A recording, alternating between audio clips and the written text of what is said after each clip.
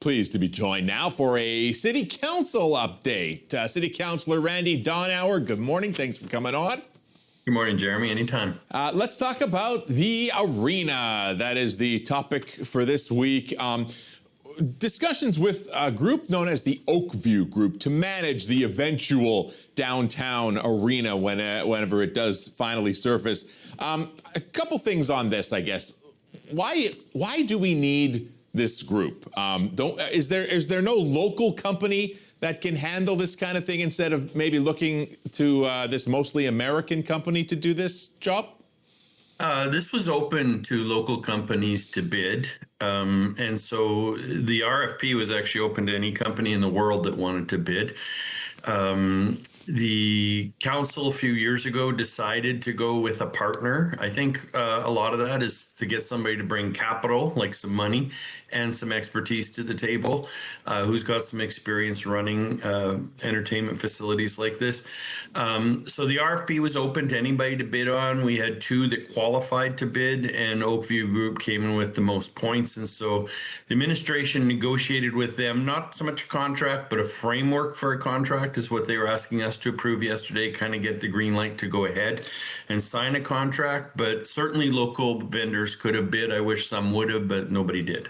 Okay, so there have been a lot of back and forth, things that have changed over the course of the discussions. Where are we at now with this group to become the eventual operator? So everything's on pause now after yesterday. Once they won the RFP or became the top successful proponent, the administration started negotiating a framework with them.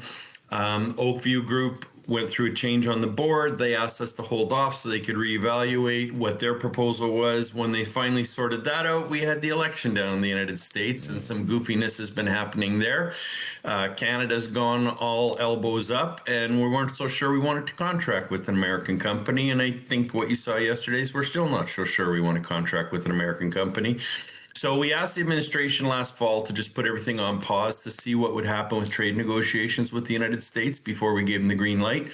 I think we thought we'd be further down the road on this, international trade than we are. They brought it back after 6 months, which is what council asked them to do, but I don't think council's ready to proceed yet. Okay, now there's a lot of numbers involved in these discussions.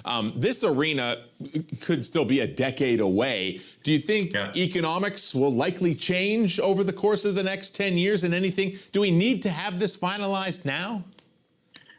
We don't need to have it finalized now. I think the longer we wait, the more the price goes up. Most of our funding plan takes that into account, though. A lot of the things that we're forecasting for funding, also are forecasted to increase over time if things take a lot of time. The big rock in all this is whether the federal and provincial government will come to the table. Our funding plan does include the city of Saskatoon and a private proponent. But the reality of it is if the feds and the province don't come to the table, our funding plan does not work. And so that's probably going to be the biggest thing.